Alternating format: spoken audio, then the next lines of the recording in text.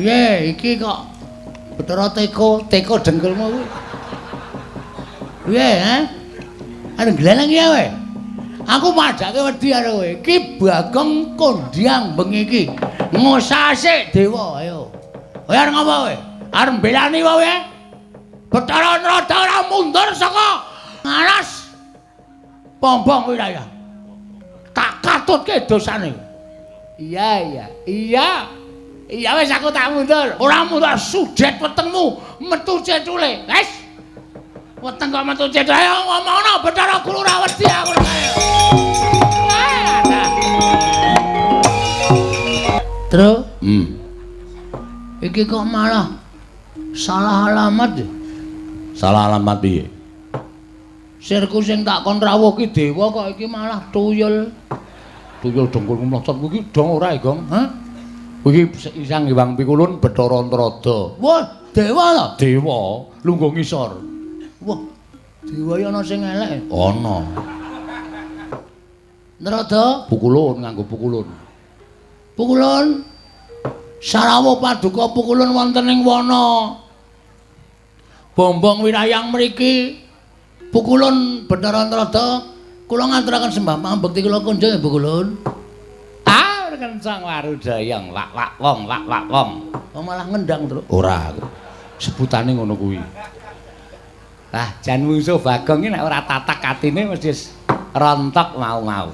Pak Pong iki sebutane dewa, sebutane Pukulun Bathara Narada. Wah, aku ngerti tak dung. Iya, Bagong, slamet tekaku ning Sambikala. Kita ngaturke bekti ulun tapa pangestu ulun tampanana. Nggih nggih Pukulun. Kula tampi akarya bombong raos sing manah ulun. Andadosaken suka marwata suta raos sing manah ulun. Dipun sekecaken lenggah kita. Gusik. Sing nganggo basa kita karo ulun ki mung jeneng ulun. Lah nggih, kula nggih ngertos. Iya ning kita ora sah nganggo. Indra piye iki? Iya lali Bathara Indra. Bagong piye? Kula ngaturaken bekti kula kunjuk Bathara Indra. Ya, ulun tampa. Pangestu ulun tampanana. Oh nggih. Sabar lho, Ndra, sabar. Bagong iki pancen bocahe kaya ngene iki. Nek ora tatak tanggo-tanggon atimu, mungsuh Bagong iki ketekuk-tekuk kowe engko. Iya Bagong aku ijen. Wonten wigatos menapa Pukulun Bathara Narada panjenengan kita Pukulun rawuh wonten ing wana merpeki anggen kula nglakoni tapa brata semedi maladining. Ha iki ngene Bagong. Nggih pripun? Prapta ulun kuwi ora saka pikajengan utawa saka karsa ulun pribadi kuwi ora. Nanging ulun iki diutus dening Sang Hyang Jagat Giri Pratingkah supaya merpeki lawan jeneng kita. Sinten niku Sang Hyang Jagat Giri Pratingkah? Bathara Guru. Hah? Bathara Guru. Kuwi iki dewa tok sepelekke. Dewa cilike. Ming semono. Wah, aja sembrono. Dadi prapta ulun iki diutus Sang Hyang Bathara Guru. Wow, berarti sampean asisten guru. Ya wis sakarep kita nggih kita omong. Ngene ya Bagong. Pripun? Ulun jarwani ya. Saploke kita nglakoni tapa ana ing telenging wana iki, ngerti ya? Yen to kayangan kuwi ora tentrem. Lho. Sebabe kaperbawan kelawan jeneng kita nggone nglakoni tapa brata ning telenging wana warsa. Wekasan kayangan dadake gara-gara. Gara-gara itu manduk ning kayangan wekasan dadake para dewa, para dewi padha nungsang puyang gudel bingung. Laku jantrane merga ora kuat nampa hawa panas ingkang timbul saka nggon kita laku tapa brata. Mula tumuli Sang Hyang Jagat Giri Pratingkah utusan karo panjenengan ulun tedhak ana ing Madyapada merpeki kelawan jeneng kita Kulup Bagong. Ing atase jejering kita ki ming Panakawan, ming batur, ming kawula cilik nanging bareng Sekung Subrata nglakoni tapa brata. Wah, lah kok gedhe dayane. wah nggih. Nggih Pukulun. Lajeng keparengipun Pukulun Bathara Guru utusan kalih Pukulun Bathara Narada rawuh wonten ing wana keparengipun Bathara Guru kados pundi? Ha iki ngene, kita didhawuhi supaya leren nggone tapa. Aja nglakoni tapa ana ing lengkeng gunung Mahameru iki lan ana ing tengahing wana Bombong Wirayang. Dawing Iwang Pikulun Bathara Guru, kita kinen bali marang Karang Kadempel. Kita kinen bali marang Karang Kadempel. Kula? Iya. Saniki Dina iki uga kita kudu bali nang Karang Kadempel. Merga nganti kita terusake nggon kita tapa, wah, kayangan ki morak-marik merga saka daya kita nggon kita tapa. Kula ya gumun lho, mengatasi kula niki mung kawula nglakoni tapa brata, mongko lek kula tapa ya ora pati serius. Kula niku tapa ya sok mangan kacang, ya sok mangan kuaci, nek kira-kira ngelih ya golek bedolan tela. Lah kok iso dadi geger kayangan niku nek mboten kebangetan dewane ra mboten mungkin to. Lho kok kebangetan dewane piye? Lah nggih no, ming sak kula tapa kok kayangan dadi geger. Lah kita ki jane tapa ki sedya kita apa to? Apa gunane dewa kok ora ngerti artine menungsa? Gong. Sabar kowe iki ngapa to? Menengo. Ini nek cah cilik ini ora getak-getak tuman wae, yaene kok kelitian. Sesuk sekolah kok laene malah dadi wayang barang. Wah, jan aku ki nek ora jembar atine wis tuwe kawake bocah iki. Rabekno. Lho.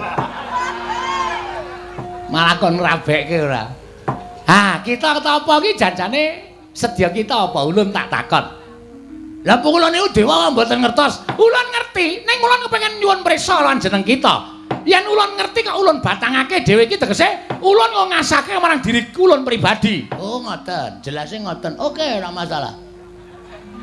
Kula niku tapa niku nggadahi gegayuhan kepengin bangun desa nata negara. Paham? Ya. Sak banjure, mpun ming niku. Ora, kita aja nyingetake. Kita aja ndelikke. Kita duwe gegayuhan liyane. Sing luwih wigati Karang Kadempel niku kelangan Semar. Semar bapak kula niku lunga. Lunga tanpa ninggal layang napa tanpa pamit kali anak-anak. Kawula ditinggal. Nah, saniki kula tak wangsul. Kula tak bali ora masalah. Ning kula tak takon karo sampeyan, Semar teng pundi? Nek dewa ora nuduhke teng pundi dununge Semar, alah dene sampeyan dadi tekak plotroke kathoke. Hei. Sembrono ora karo dewa kok sapenake dhewe. Ya men ora digetak ngono ndak? Kalah getakan sik aku. Kudu tak getak sik. Bapak teng pundi? Lah nek kita takon Semar menyang endi kuwi ulun ora ngerti. Nah, gunane apa dadi dewa? Ana apa ndadekakon aku bali bareng?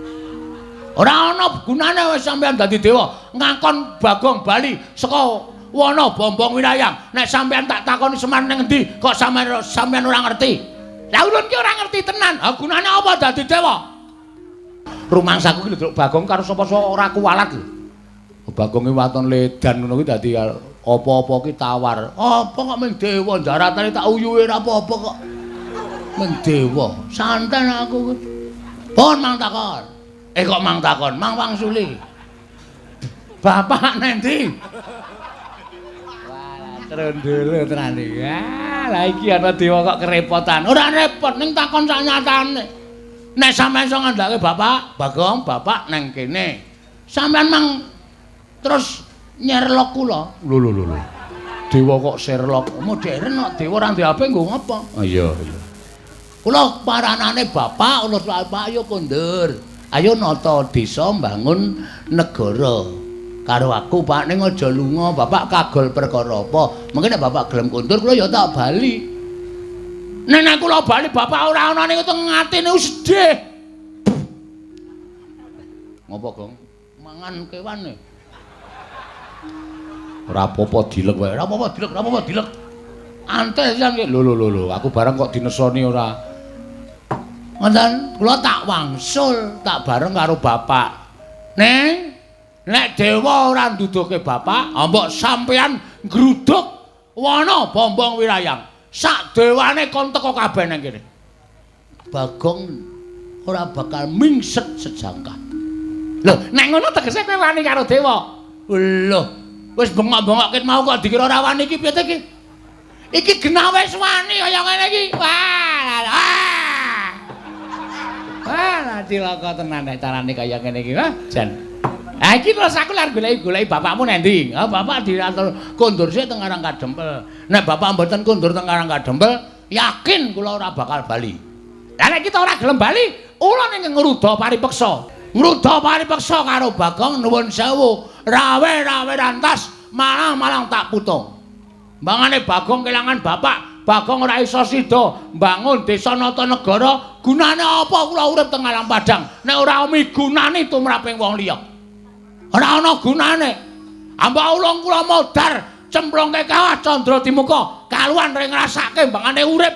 Ora ana gunane uripe Bagong dienggo wong liya. Ora ana gunane Bagong urip ning alam padang pukulun Bathara. Kaneka Putra, ya Bathara Antarada. Jenengmu pira? Lho, oke. Ayo sapa wae? Lho iki kepiye to wis geger kaya ngene kok dadak takon jeneng. Aku iki gek ngomong kok.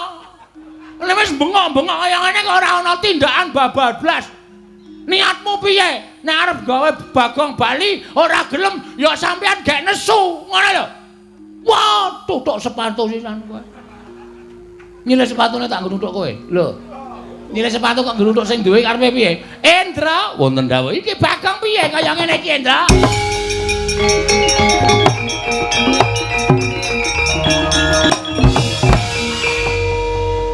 Menungso ora tatanan panus maning jajaran atus kertaning baune iblis lanat. Bagong. Nun. Kowe ngerti? Iwang Pikul Narada kuwi sapa? Maksude? Iwang Pikul Narada kuwi sembaning para dewa. Kami tuwaning dewa. Kami tuwaning dewa kuwi dewa sing sepuh dhewe. Selagine para dewa wae wedi karo Iwang Pikul Bathara Narada kok kowe nyamah marang asmaning Iwang Pikul Kaneka Putra. Apa tegese kowe bakal ngembari marang panguwasaning para Jawata? Boten ajeng nyamah. Ning nuwun sewu, kabeh niku kudu ming sak traju. Nek akon wong mule kula dikon bali niku gampang. Kula bakale bali, ning kula ya iso ngaturke syarat. Kula ya dikeparengake ngaturke syarat. Syarate waton dewa iso nemokke Bapak Semar, kula tak mule. Yakin kula ora arep wani karo dewa. Nek Bapak Semar ora ketemu, anggen nyuwun ngapunten kula ya ora gelem bali. Yen kowe ora gelem bali kowe wani karo dewa. Nuwun sewu apa dewa ki ora entuk diwaneni ya. Apa dewa ki ora entuk diwaneni? Dewa ya menungsa lho, Mas. Dewa ki mung ora kedunungan pati ning iso ngrasake lara, isih iso mangan, isih iso ngombe. Dewa ki dadi kapercayaning sing gawe urip nggo niti priksa marang mobahmu sing para titah. Aja dianggep dewa iki dhuwur dhewe derajate terus menang idak-idak wong cilik kaya Bagong ngene iki. Wah, aku kok merinding, Truk. Lambene turah kok wis aku. Aku yo tap-tapan terus. Ngono. Do mundur nek ora wani, ora usah do melu-melu. Iki rumangsaku aku malah bingung musuh Bagong. Pancen tak gawe bingung, terus karep sampean pripun? Yen ngono kowe ora gelem bali, mboten. Yen ngono kowe wani karo dewa, mboten ajeng wani. Ning kudu dewa ya iso nuruti karepe Bagong. Ora mung kudu karepe sampean sing dituruti. Niku kudune ora adil. Sampean niku piyais nang dhuwur, lenggah nang dhuwur. Sampean ya iso kudu nuruti kawula cilik kaya kula. Kula tak nuruti kekarepan sampean. Niku jenenge imbang. Ora sampean tok-tok sing dituruti, ning sampean ra nuruti karepe kawula cilik. Niku mboten apik. Niku ora iso manunggal. Ah, pinter tenan kowe. Ayo apa kowe? Plembungke sisan kowe. Wis ngonten niku adile. Saiki ngene, kowe gelem bali apa ora? Mboten. Kula gelem bali nek Semar ya bareng bali nang Karangkadempel. Nek ora gelem bali aku ingkang ruda paripeksa karo kowe. Nek kula diruda paripeksa carane cacing niku kepidak menungsa ngolet ora ngrasake lara. Ning butuh males karo sing midak. Monggo cacing niku ora ndek perasaan.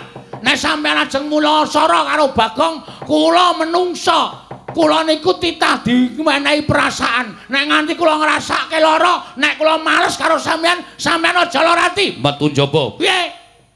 Metu njaba. Kowe dewa metu njaba. Sendra metu iki rasa dadak kokian gunung tanpa guna. Ora minggat larak. Dewa mau medal kula nututi karo sampeyan, Pak.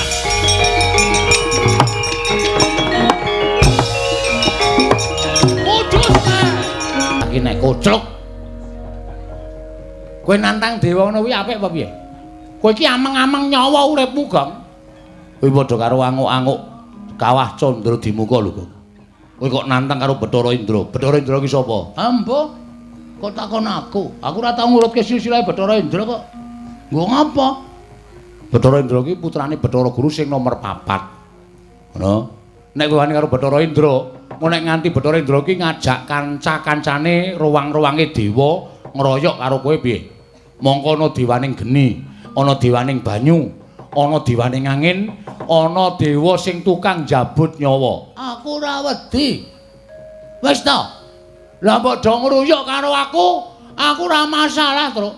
Tenan kowe ora usah kuwatir karo aku, santai wae. Santai. Tak pethone nek kowe do ora gelem ngewangi tak pethone dhewe. Wis to, kowe siap-siap wae gareng bedah bumi. Lho. Petro ngabari tangga separo. Kon ngopo? Omong nek aku mati ngono wae. Aku iki wani kok ming pamit mati iki njur kekuatanmu nendi? Nek ya kuwi. Nun sewu ora ana ala tumama ning becik. Wis to, yakin. Kuwi kaya ngono kuwi digondheli wae. Ngono. Wong tumindak ala ora bakal tumama ning becik. Wis to. Dadi aku tumindak kaya ngene iki aku mbelani karo bapak, aku mbelani karo kawula Karang Kadempel, mbelani karo kawula negara Ngamarta sing kepengin tak tata lan kepengin tak bangun. Mula tak anggap niatku ki apik. Nek dewa mudhun ngagro-agro kekarepane Bagong ki padha karo dewane sing arep ngisruh karo aku. Lah saiki mung kari gumantung lehmu nintingi sing bener sapa, sing luput sapa. Kowe saiki wong tuwa iso milahke. Kowe wani Bagong. Sing tak wedeni apane? Terus iki piye? Tak pethuke, ora usah kuwatir. Kowe do ngasuh ngono. Ya. Ngasuh ya? Ya. Engko nek kowe mati, Aku gotong go bali. oh ya. Ngono wae pakaryanmu. Nek aku menang kowe melu gleleng. Oh ya. Penak ta? Heeh. Ora rekoso tur kepenak lemu tumandang. Ya. Kono gareng mulih kono. Nek kowe mati, Wis ora usah mikir aku mati. Wis to, ora nek mati. Aku nek mati yakin wis to, wis ora usah kuwatir. Ora tekan 40 lemu nylameti. mergane Pitung dinane kowe wis nusul aku, Reng. dengkulmu mlacat. Ngedeg-degi senengane. Ngati-ati lho, Gong. Aku kok ketir-ketir atiku. Niatku ora mbelani karo kowe ning aku mungkur karo Petruk mau kok rasaku kok ora mentolo. Mula rasa wedi le. Nek pancen kowe engko wani karo dewa, nek pancen kowe engko kena apa-apa tak bilani. Kowe lara aku lara, kowe mati aku mati. Kowe lara aku lara, kowe mati aku mati, Gong wis rasa kuwatir.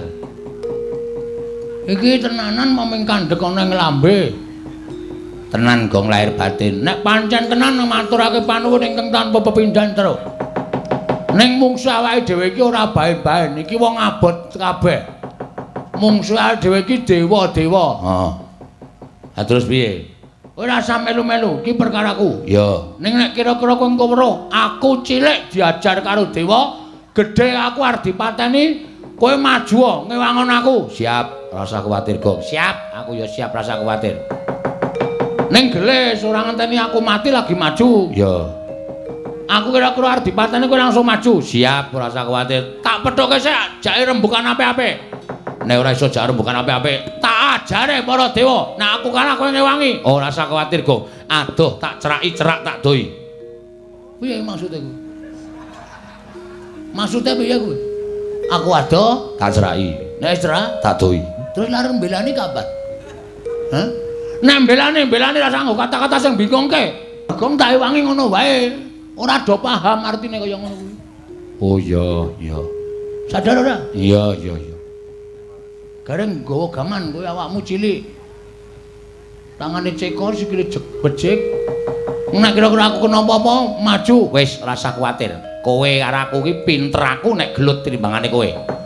Mula nek aku gelem ngewahi karo kowe, ora usah kuwatir, Go. Sapa wae sing maju arep miloro karo kowe, aku sing nandangi. Siap. Wong telu manunggal dadi siji ya, Truk. Heeh, pokoke.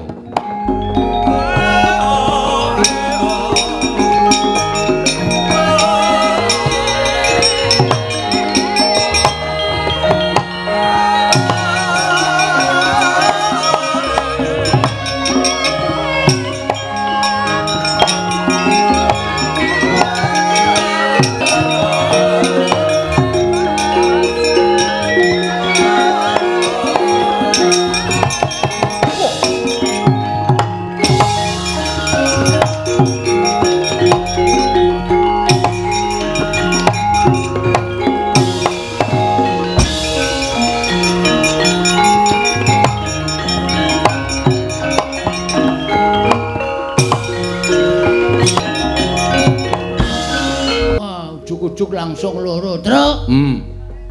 Mung suwe loro ya, Tru, rene, Tru. Ya. Ora usah kuwatir, pokoke nek kono telu, adhiya telu, kono loro adhiya loro. Ah, ngono. Kowe sing mburi ya. Kowe Aku sing arep rada cilik.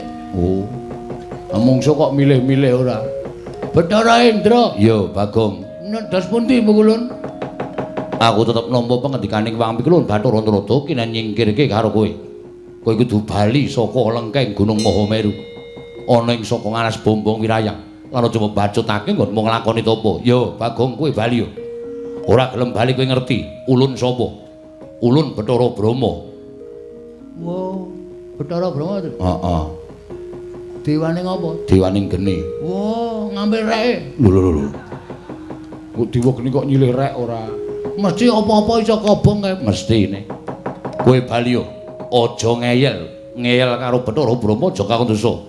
Kowe bakal tak untapake cemlongake ning kawah Candra Dimuka. Sesuk mboten ajeng purun wangsul, saniki mboten ajeng purun wangsul.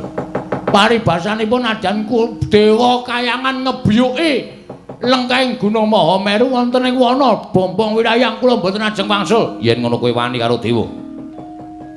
Bagong niku mboten wedi karo sapa-sapa.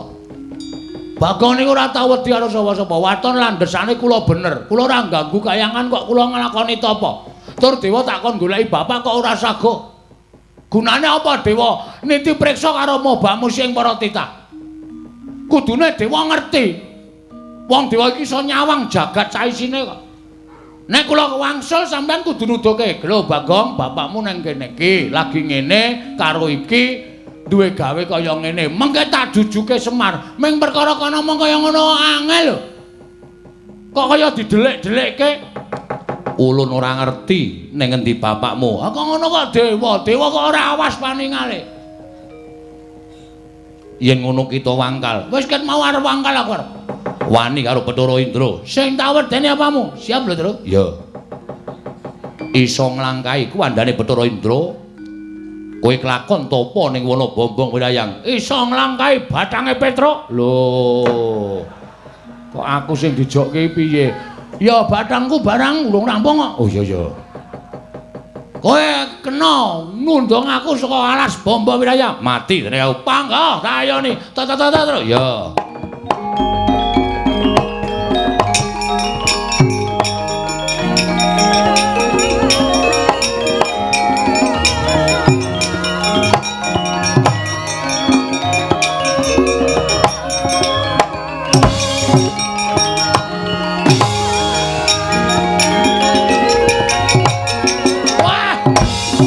Melayu.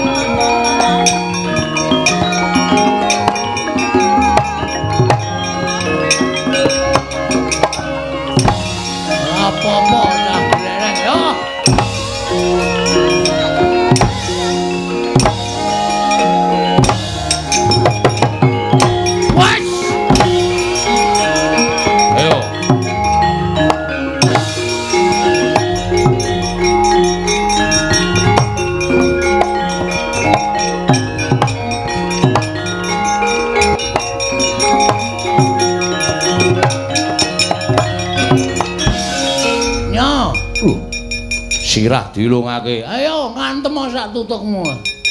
Ayo wis. Persiapan mlebu ICU engko. Lho kok malah sumbar? Sumbar wae yo ngantem. Mati dari aku nyoti bakno pecah siramu. Ayo guys aja omong kowe. Ayo mburi nyamburi. Mati. Mile gantine dodo apa? Nyo. Lho ora apa-apa. Ora apa-apa ki padake aku ya anak dewa. Kowe mau ngantem aku ora kena. Saiki nek nganti ora kena aja diundang Bagong. Apa kira-kira iso ngantem dewa? Kon ngantem tenan. Iso kira-kira ngantem dewa. Kon ngantem tenan. Antemen. Iki mergane patimu. Waduh mati. Apa kowe model?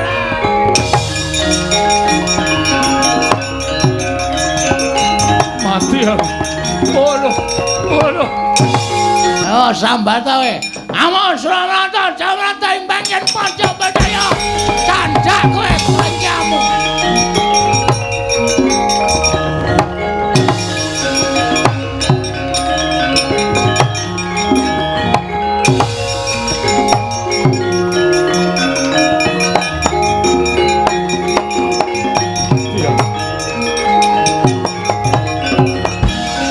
Kakang Bathara Indra mundur mbrangkang. Waduh, mati aku Bagong kok ngerti keringkiane dewa. Lho. Kakang Bathara Indra dikapakke. Wah, edan Yayi edan. Nginceng sak penake dhewe. Le ngantem dipol-polke wong nang weteng semengkring rasane. Aduh. Waduh. Wis kono maju aku tak ora maju. Boleh mlaku kena apa? Wah, loro banget. Kena kain wi loro banget. Bagong gugu karepe dhewe. Wani karo Bathara Brama tiban daya kemandenku kobong awakmu mbuh dagine para kawan.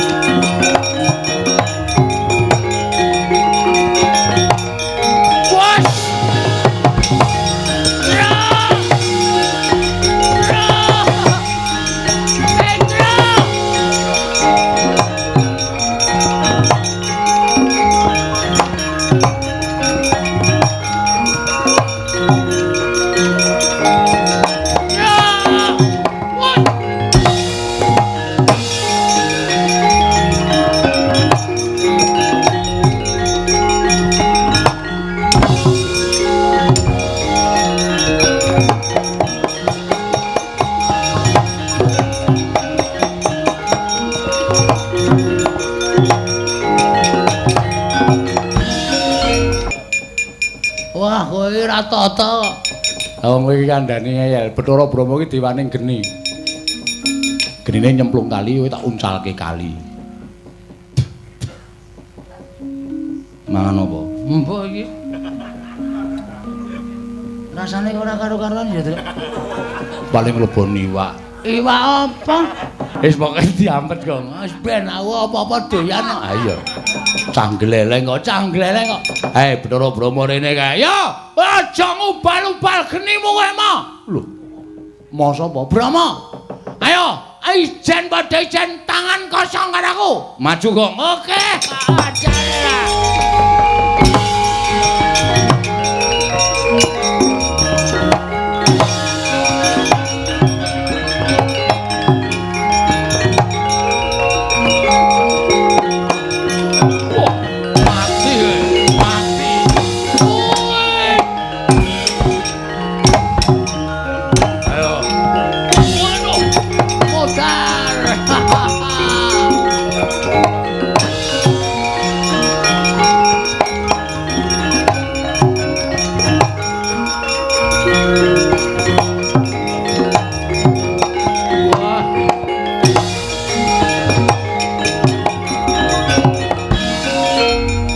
Bathara Brama mundur.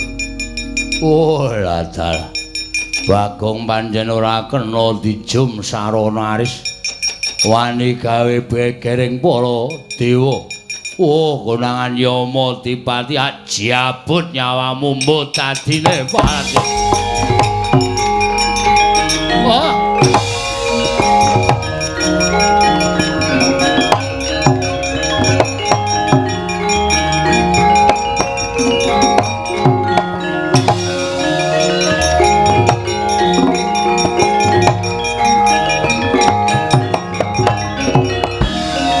Siji iki apike awake dhewe mlayu kok.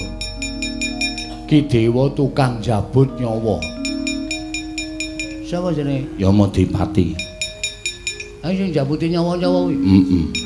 Kowe maju jabut nyawamu modar. Ki nek siji iki awake kudu mlayu, nek ora mlayu mati tenan. Minggir, Gong. kowe kena dikandani ora to? Nek kowe maju kowe engko dijabut nyawane kowe mati aku kelangan. Aku mau kelangan kowe. Kowe ya sing tukang jabuti kuwi ha. Jabut nyawa. Wis rembuh nyawa mbok apa sing penting kowe tukang jabuti to? Iya. Ayo arep ngapa kowe? Kowe gelem bali apa? Ora. Ora gelem bali jabut nyawamu. Piye? Jabut nyawamu Nyawa jabut. Nya jabutan.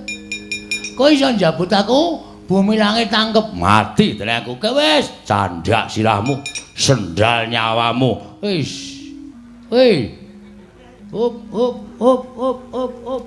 wah angel banget ta iki ayo iki nyawa peret iki kaya ngene iki ora bakal iso tak jabut wah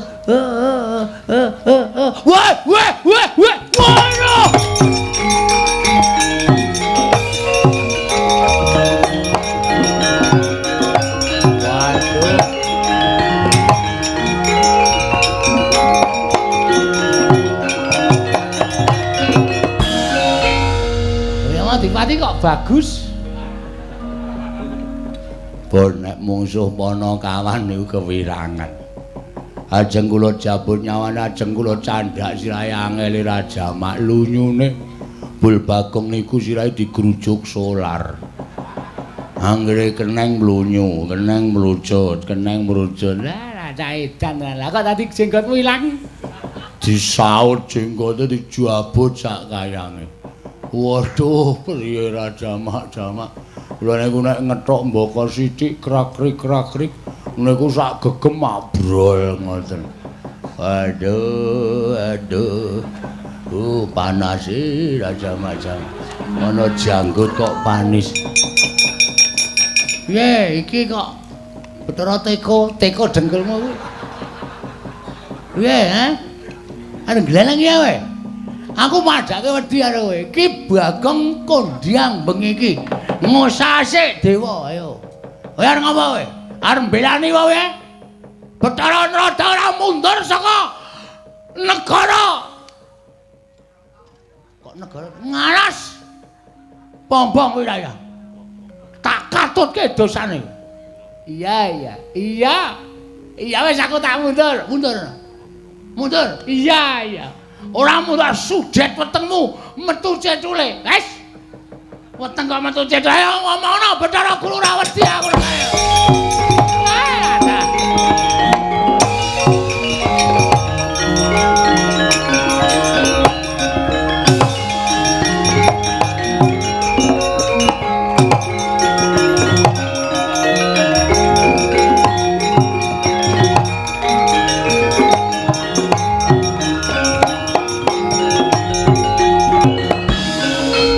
Kakang Rada kuwi sedaya para putra-putra Jawata nungsang puyang godel bingung sami kendang kapracondang menika kados pundi dalah Bagong berguguk nutawaton boten purun wangsul dhateng arah kadempel piyambakipun pilih tapa wonten telenging wana bamba wirayang wonten lengking Mahameru ingkang dipun suwun Bagong purun wangsul ning kedah sareng timbulipun Kakang Semar Badrana ya mongko Kakang Semar boten dipun mangertosi wonten pundi papan denungipun. Ngantos dados daretaning para dewa kaliyan pun Bagong. Ning eling-eling gandeng Bagong menika pancen wong dugal kewarisan dewa bubar mawon boten kanten-kantenan. Kula semangkaken dhateng Paduka Bathara Guru. Bagong, kita kena ulun nilikake apa ora apa kawan.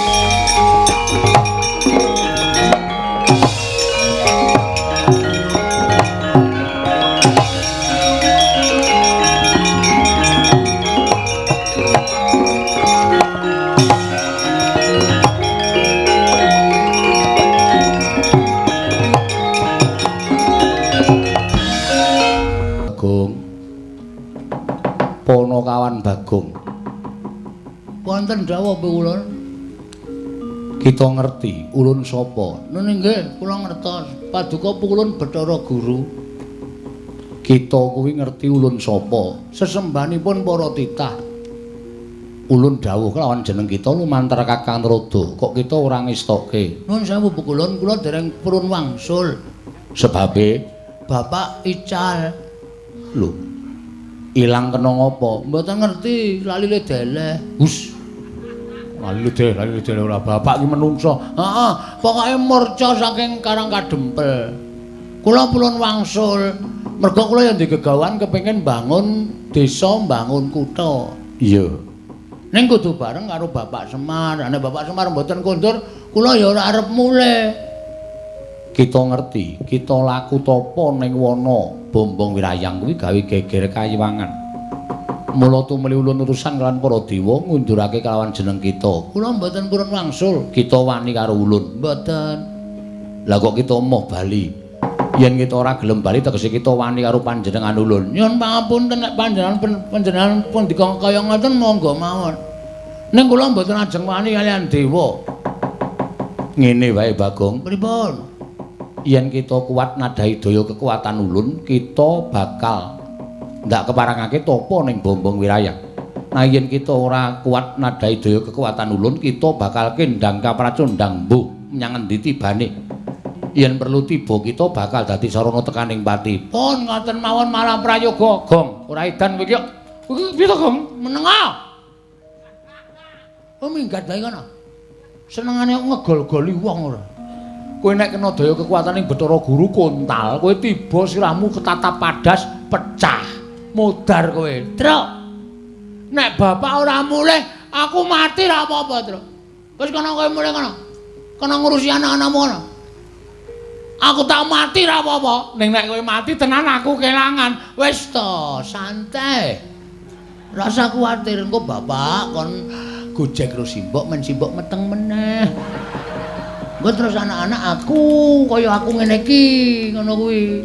Rasa kuwatir to? Moh, aku moh, Gong. Wis, kowe nek ora gelem minggir malah tak nesoni lho. Kono mulih kono, Gong.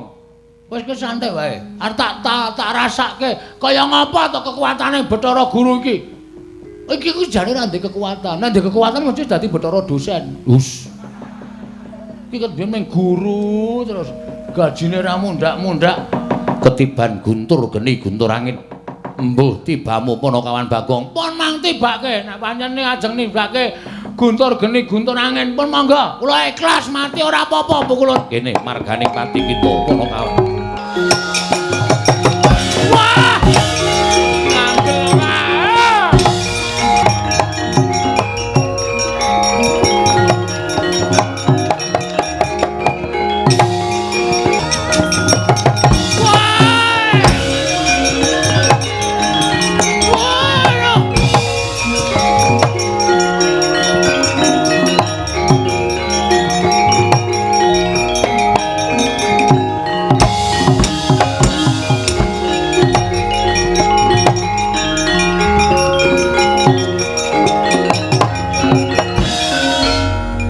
Gletak wonten ing madyaning dasaring jurang.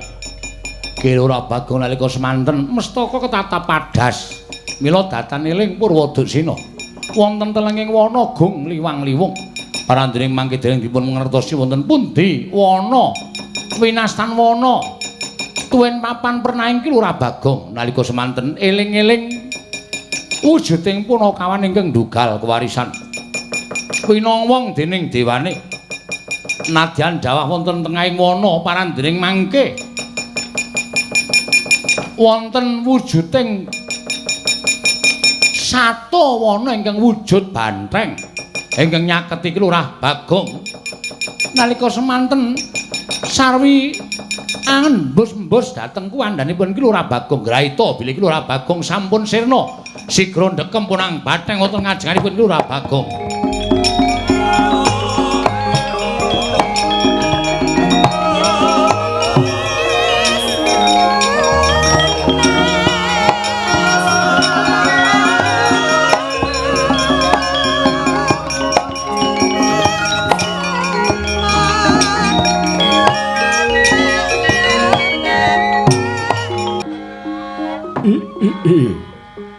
ya jagat Dewa Bathara, ya jagat Pangestunggara. Wiladala. Sasuwene aku mapan ana ing tengahing alas. Pinarengake dening para Jawata tunggu ana ing alas kene. Suwene ora tau weruh ana jalma menungsa ingkang mlebu jroning alas. Lah kok iki ana kuwanda ingkang gumlethak. Mapan ana ing tengahing alas mongko ndawes padake tatu ingkang aran Kranjak. Merga kena watu ingkang mapan ana ing telenging jurang. Mbok menawa menungsa iki ingkang kaningaya sarta menungsa iki ingkang nampa pasiksaning sak pepadaning menungsa wekasan dicemplungake ning jroning jurang. Wah, kaya ana rasa melas jroning atiku yen to nyumurupi marang titahing Bathara ingkang mapan ning jroning jurang iki. Mongko ndawes padake kanthi netra Permana Jati. Lah kok jebul tinemune titah iki durung winanci lan durung titi wahyaning mangsa kala. Yen to tekaning pati merga saka pitunganku isih dawa jangkae nggone urip ana ing alam padhang. Ya. Mbok menawa iki dadi kewajibaning Andhaka Dewa. Nggone bakal paring pitulungan sarta mene pitulungan karang menungsa iki. Ndak suwunake marang purbaning Wang Mahanasa. Ndak suwunake marang purbaning para dewa. Muga-muga aku bisa maluyakake titahing Bathara iki bisa waluya nirmala temah jati, jati temah mulya. Miat langening kalanggiwan aklar pandan moncar.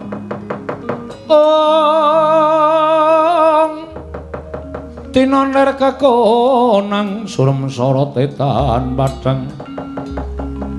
Kasor lan pacaring purnameng gegono dasari mangsa katiga. Kocap kacarita nadyan wujud handaka parandening mangke kasinungan kasekten linuwih tan prabeda selama ing jalma menungsa sigra nyaketi Pilurah Bagong nandhang raga dataniling Purwodaksina sedaya tatu dinilat dening Ponang Andhaka nengging aran Andhaka Dewa saged waluya nirmala temah jati jati temah mulya Pilurah Bagong kakyat kadra wekasan nengging Pilurah Bagong wau. Lang-langing tuya mangungkung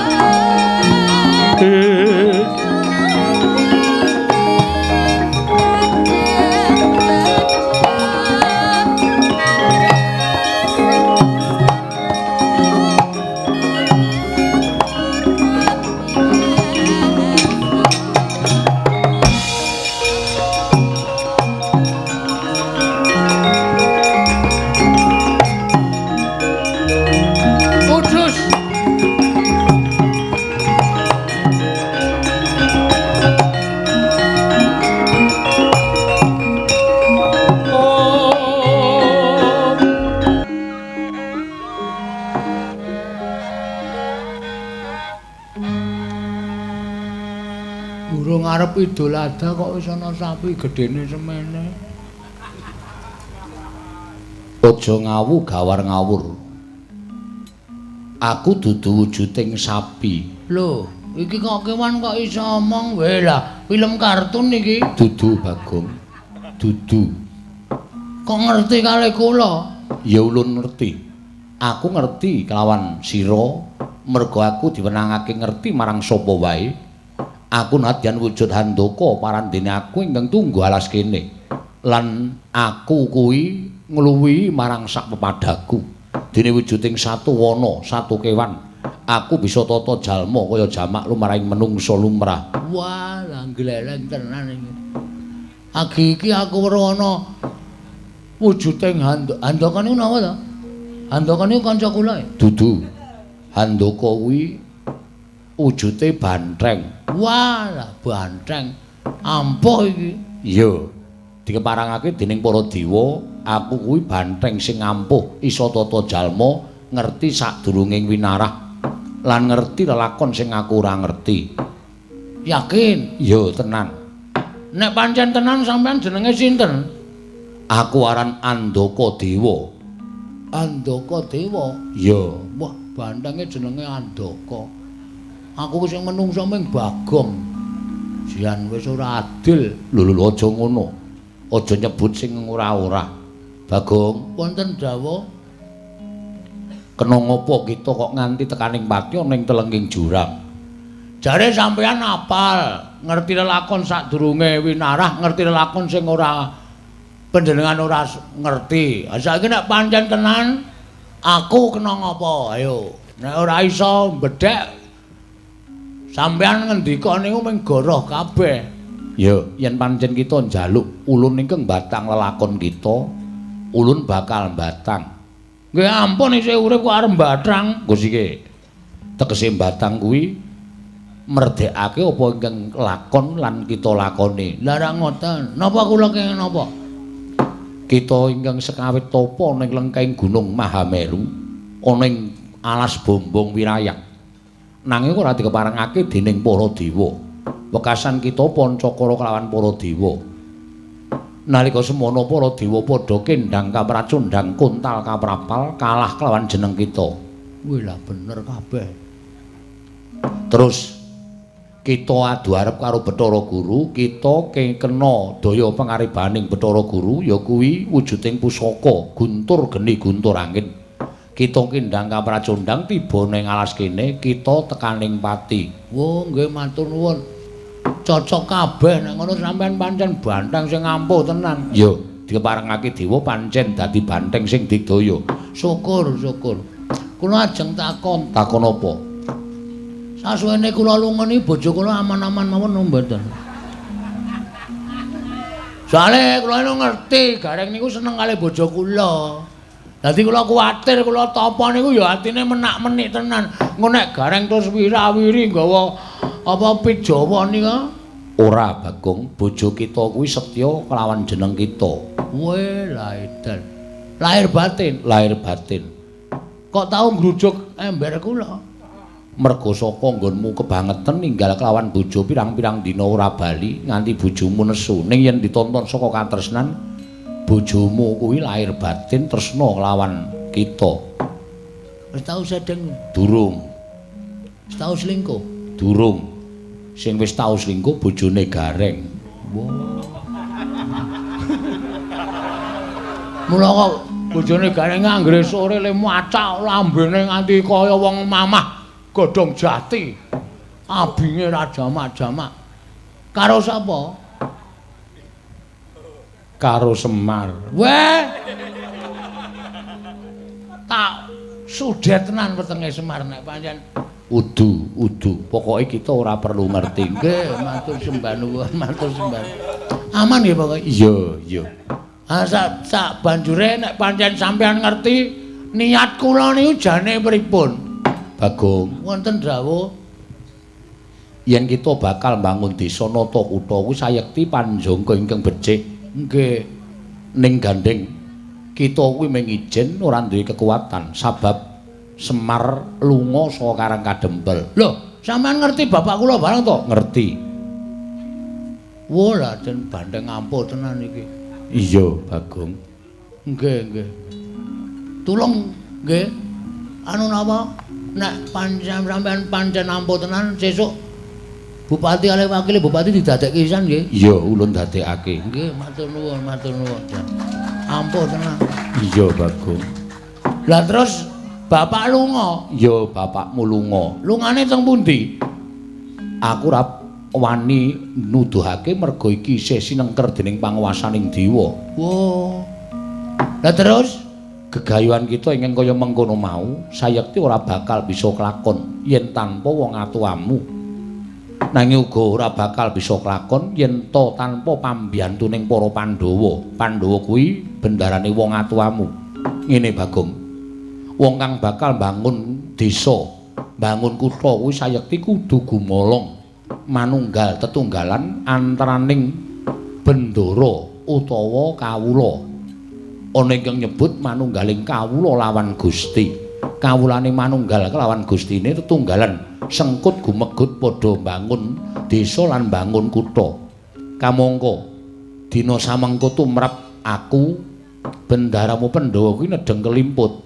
Sebabe Ing atase pamomonge ya kuwi Semar Badranaya lunga saka Karang Kadempel. Lah kok dadi para Pandhawa ora gumregah, para Pandhawa ora budidaya, para Pandhawa ora sumedya ngupaya menyang endi dununging Semar Badranaya. Malah enak-enak kapienak lenggana ing negara. Kanthi cara mengkono cetha yen to Pandhawa durung bisa manunggal kelawan kawulane ingkang diwakili dening Semar Badranaya. Mula kang sangka kuwi wajibe Pandhawa kudu dielingake, wajibe Pandhawa kudu diumutake. terus sinten sing ngajeng ngemutake para Pandhawa? Tanuli kejaba mung kita Bagong, merga kita ingkang wani kelawan para Pandhawa lan kita ingkang wani matur apa anane marang para Pandhawa. Yen Pandhawa ora dielingake, mengko mundhak kebablasen. Kanthi yen to nganti kebablasen kita ora kelakon bangun desa lan bangun kutha Panakawan Bagong. Gonjang ganjing langit kelap-lapaton lir kincanging risang mawe gandrung. Waduh jan pepundhen kula Andaka Dewa panjenengan pancen wasis tenan. Iya.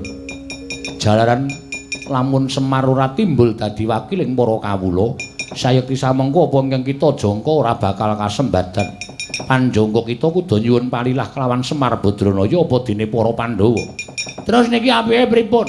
Miturut saka panemuku ayo kita utawa sira Bagong ndak kanthi sowan ing negara Ngamarta. Yen perlu Pandhawa yen pancen ora eling sarta ora gelem ngupaya menyang didununging Semar Badranaya, Bagong ndak keparangake ngamuk ana ing negara Ngamarta, aku ingkang bakal anjampangi sarta menehi kekuatan kelawan sira Panakawan Bagong. Ridho mangawur-awur wurahan tengarane ngajurit. Gong maguru gongsa tetekaya butula. Ning nek kula kaya ngeten iki napa mboten dianggep mengke kula ajeng mengkudeta para Pandhawa? Ora. Kita aja wujud Bagong. Terus kula wujud napa? Manut karo panjenengan ulun. Kita bakal ulun saline. Saline wujud napa? Mantenga ciptamu Bagong. Ndak suwunke marang panguwasaning dat kamuring dat muga-muga sira isa aja wujud kaya dene wujuding Bagong. Oh nggih, ngestaken dawuh Sang Andaka Dewa. Lenglenging triya mangungkung.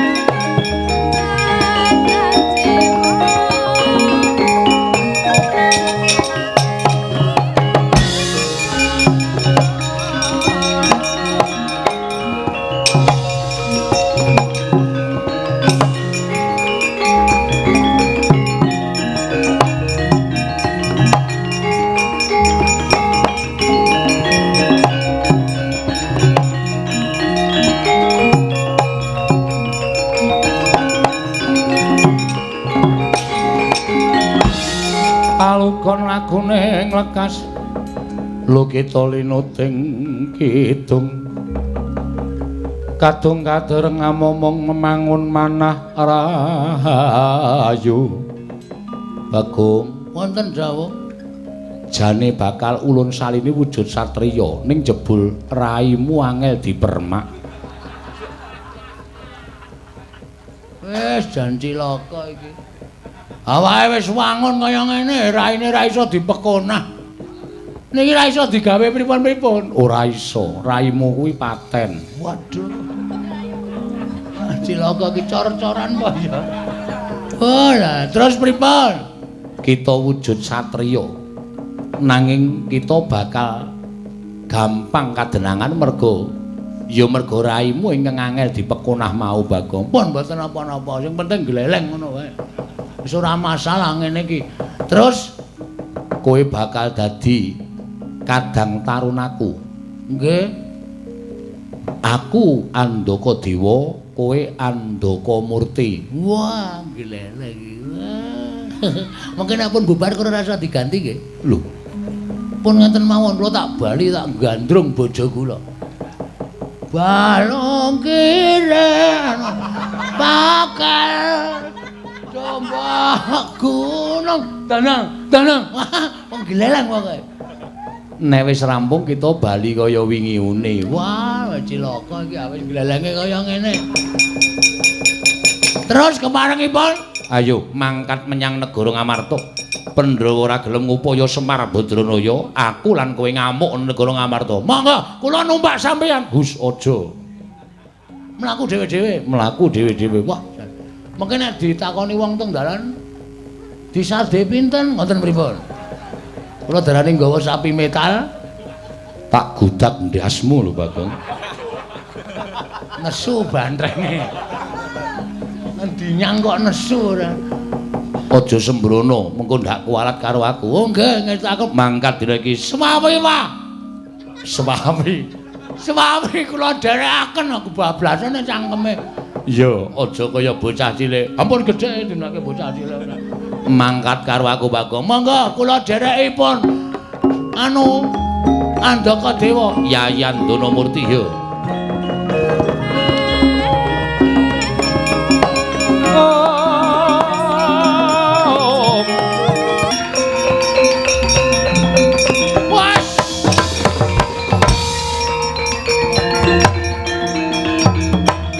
Iki kadange Andaka Dewa, aku Andaka Murti.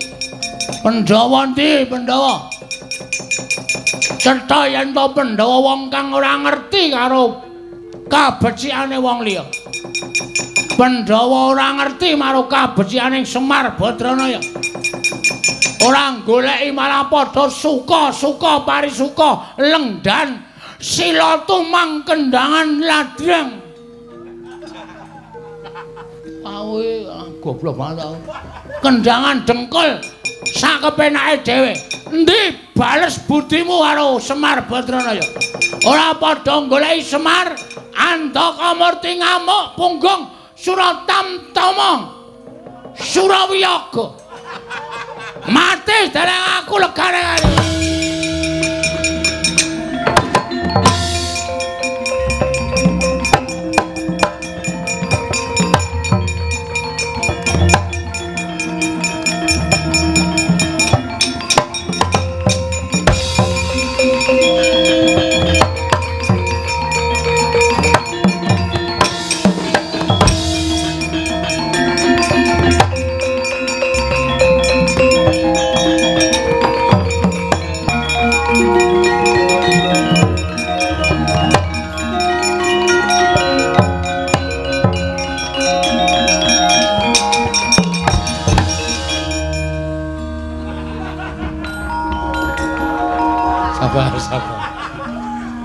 Sabar. Petruk wong edan. Ratu kok mlayune bantere ora jamak.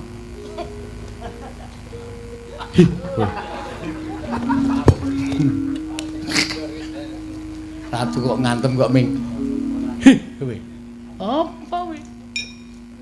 Iki piye Petruk? Niku sing ajeng ngamuk teng Ngamarta. Kowe sapa? Aku Andaka Dewa. Andaka Dewa. Ya. Wigatine ngilingake marang para Pandhawa, gandeng Pandhawa konsatan pamomong. Mula Pandhawa kudu ngupaya menyang endi dununging Semar Badranaya. Ora usah ado-ado Pandhawa nggone ngupaya Kakang Semar. Kakang Semar, ndak suwun sampeyan blaka wae yen to wis jeleh momong para Pandhawa. Puntadewa uga ora bakal urip ana ing alam padhang Kakang Nayantaka.